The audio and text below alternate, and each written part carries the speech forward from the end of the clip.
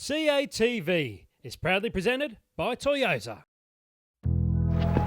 Oh, thank you! From the Gabba to the Adelaide Oval, Michael Clarke steals the show. A beautifully constructed innings. An innings that sets up a test match for the Australians. When people read or speak about Michael Clarke, they know him as a determined, gritty sort of fighter, that sort of character that will get in front of someone and actually have a bit of a go at him. You know, not the type of captain that will step down. There's that whole grumpiness that's been thrown around lately. I know he's not like that. I know that he's trying to put Australia on the best front foot going forward, especially against the Poms. I suppose when you think about Michael Clarke at his best, I think it's when he's playing spin and just that excitement. I remember his test match debut, he scored 150 in India and he was charging Kumble and Harbhajan Singh, and you just think, how can he be so brash to come down to the wicket to them? You're going to get stumped, and he's so quick on his feet. Put your hand in the air, raise the bat, young fella. 100 on debut, great stuff, tears from the mother. I reckon Clarkie's biggest problem is he makes making runs look too easy.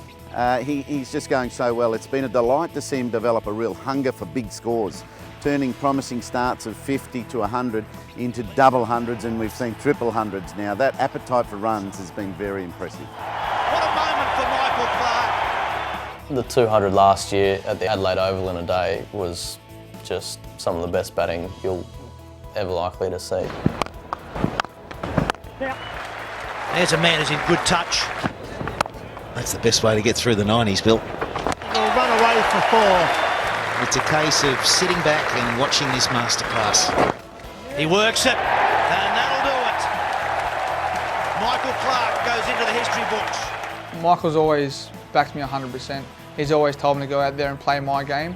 Don't change the way I am, and also try and be a role model around the guys, because each individual should be a leader themselves. Over in England, where I got out on 89, close to my 100, getting a little bit nervous, and he just told me that it's just a number, and he thinks of 150 as his 100, so maybe put that in the back of your mind, and that certainly helped a couple of tests later when I got my first 100. Whether it's rehab or getting your body right, fitness side of things, that's probably the key to getting to 100 tests. It's not easy, not a lot of blokes have done it. And obviously, see a few blokes come close and not quite get there, but have great careers for Australia. It's one of the biggest things you can achieve.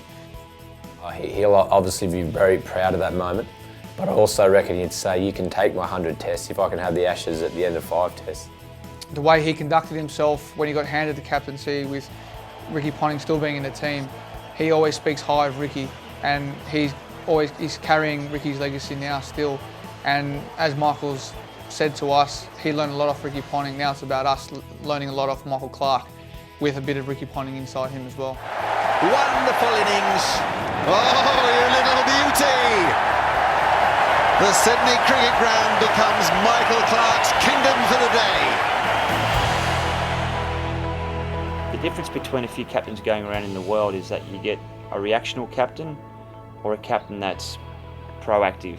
He's definitely, a proactive captain. He's a guy that will read the play. He will know where the ball's going to go. Not the ball goes through third slip and then puts a third man in, or not goes through an extra cover and puts a second cover in. I reckon the reason why Mitchell Johnson, those guys have done well recently is because of Clarke's captaincy. Got him, there it is. An outstanding performance from Michael Clarke's men.